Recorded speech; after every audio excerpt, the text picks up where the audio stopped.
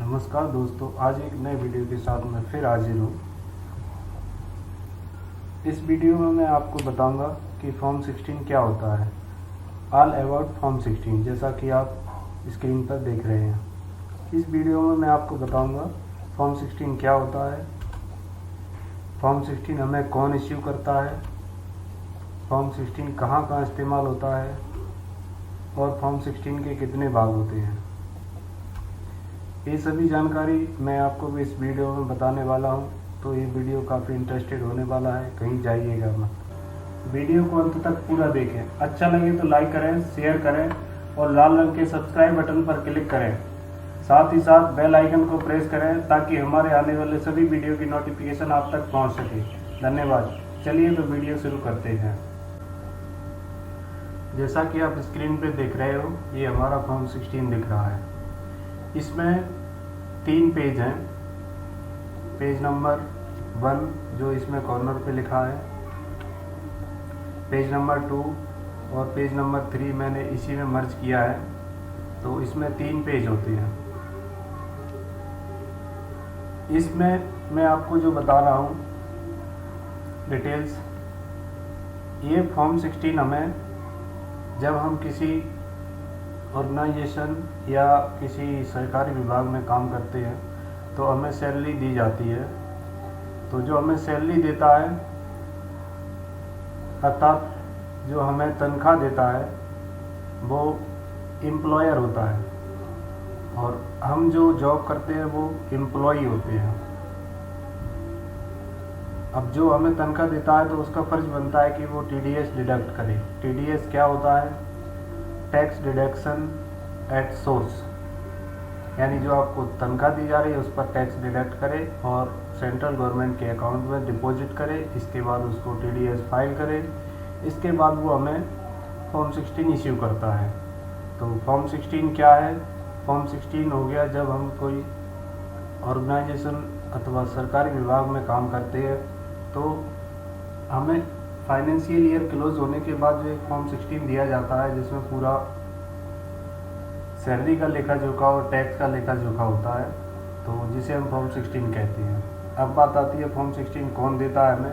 तो जैसा कि मैं बता चुका हूँ, फॉर्म 16 हमें एम्प्लॉयर देता है, यानी जो हमें सैलरी इश्यू करता है वही हमें फॉर्म 16 इश्यू करता है। फॉर्म 16 साल में एक बार आता है जब फाइनेंशियल ईयर क्लोज हो जाती है। इसके बाद फिर फॉर्म 16 इश्यू होता है हमें। अब आती है बात फॉर्म 16 कहाँ कहाँ इस्तेमाल होता है।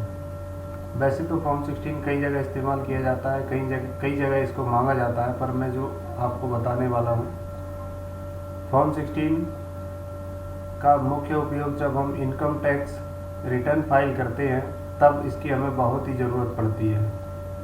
और दूसरा इस्तेमाल इसका होता है जब हम बैंक से कोई भी लोन लेने के लिए जाते हैं, तब हमें फॉर्म 16 की ज़रूरत होती है। तो ये हो गया कि फॉर्म 16 का कहाँ इस्तेमाल होता है। अब आते हैं कि फॉर्म 16 के कितने भाग होते हैं। जैसा कि आप स्क्रीन पे देख रहे हो, फॉर्म 16 के 2 भाग होते हैं। पार्ट ए, ये माउस पॉइंटर आपको दिखा रहा है पार्ट ए, यहाँ से पार्ट ए यहाँ तक है। और इसके बाद दूसरा भाग होता है पार्ट बी। पार्ट ए में हमारा एम्प्लॉयर का एड्रेस, एम्प्लॉयर का pan number, CIT TDS address, assessment year और पीरियड आता है।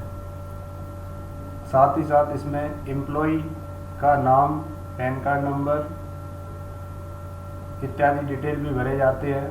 इसमें क्वार्टरली का स्टेटमेंट भी होता है।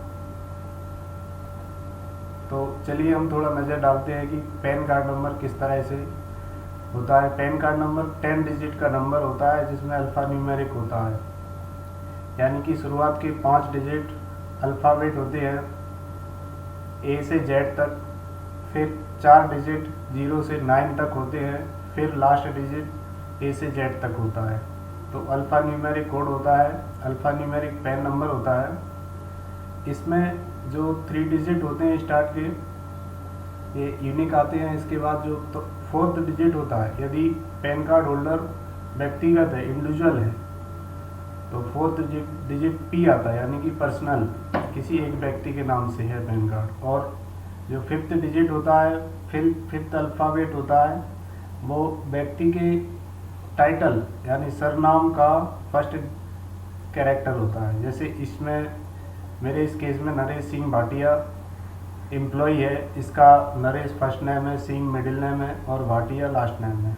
तो भाटिया का वी कैरेक्टर फिफ्थ नंबर पे होगा।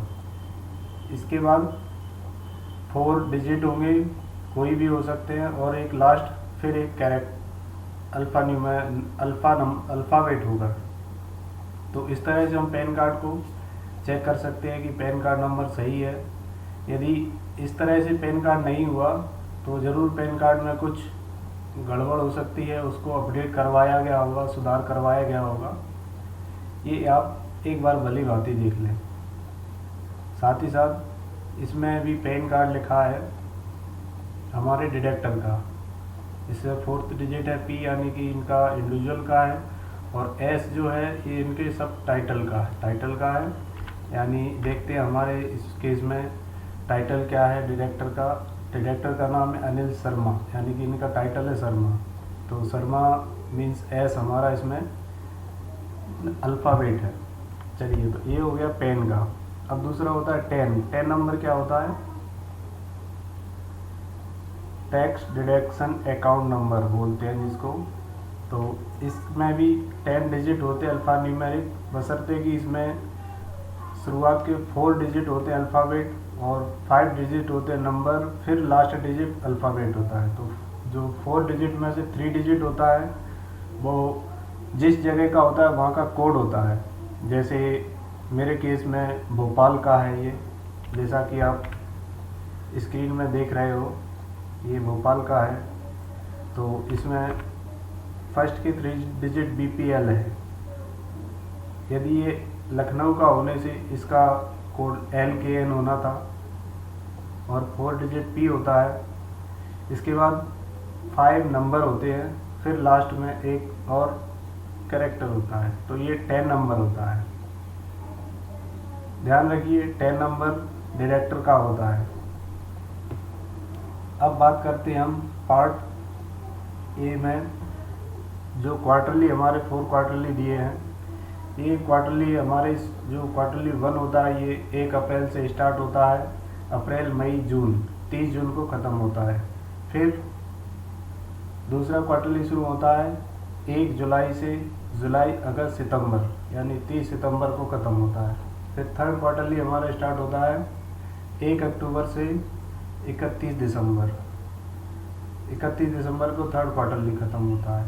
और फोर्थ क्वार्टरली स्टार्ट होता है 1 जनवरी से 31 मार्च तक। तो इस तरह से एक असेसमेंट ईयर के अंदर 4 क्वार्टरली होती है। तो इन चारों क्वार्टरलियों का डिटेल्स यहाँ पे फिल किया गया है। जैसा कि देख रहे हो मेरे केस में क्वार्टरली 1 में 356 रुपये काटे गए हैं, क्वार्टरली 2 में 386 रुपये काटे गए हैं, क्वार्टरली 3 में 1798 है, और क्वार्टरली 4 में 6522 है। टोटल एक इस असेसमेंट ईयर में 9062 रुपये मेरा टैक्स काटा गया है। अब बात करते हैं पार्ट बी में।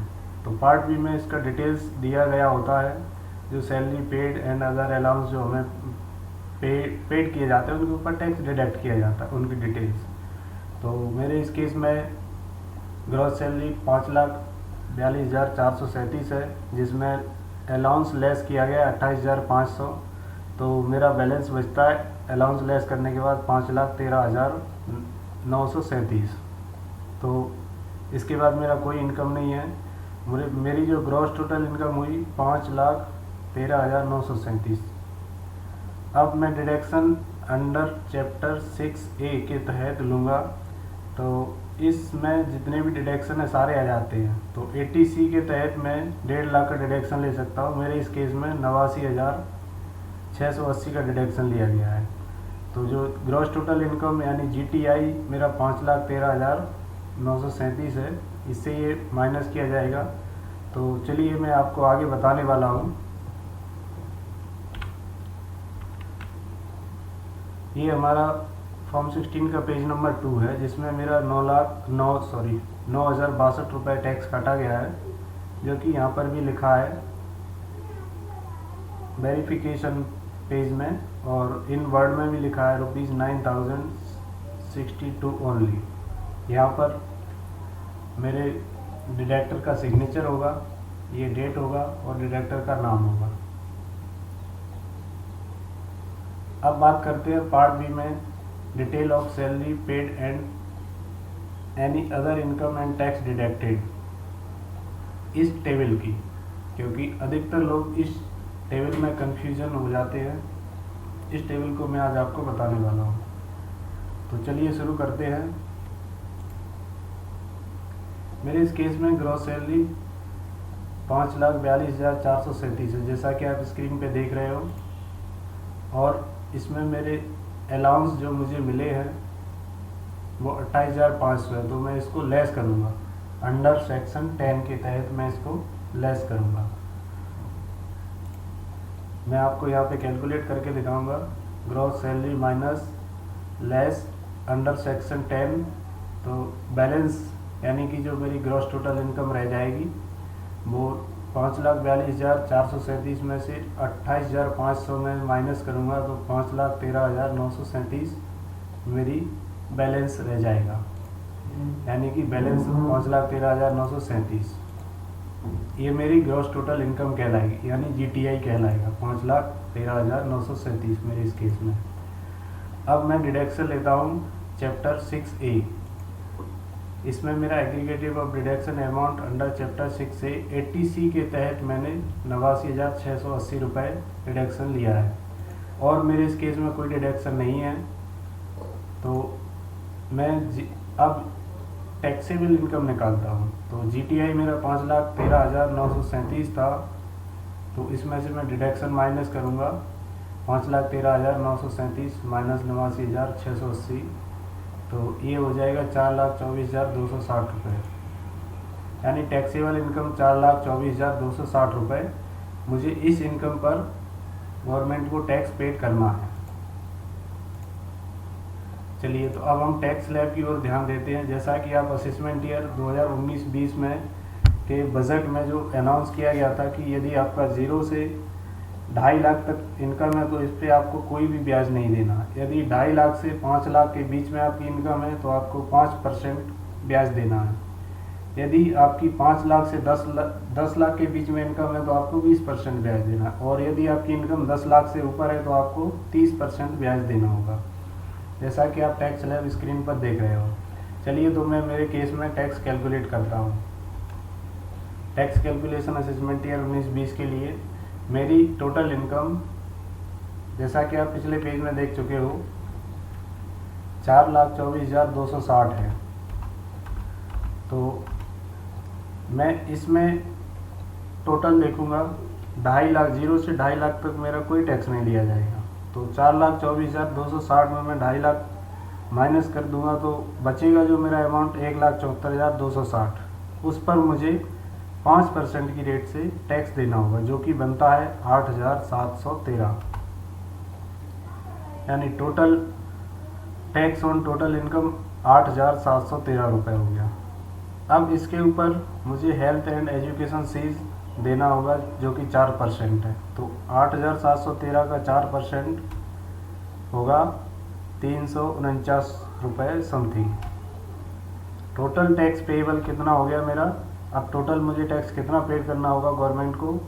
8,713 प्लस 349 रुपये, तो ये मिलकर के होता है 9,062 रुपये। जैसा कि मैं आपको शुरुआत में बताया था, 9,062 रुपये का मैं आपको टैक्स कैलकुलेशन बताऊंगा किस तरह से फॉर्म 16 में दिया जाता है। वीडियो कैसा लगा?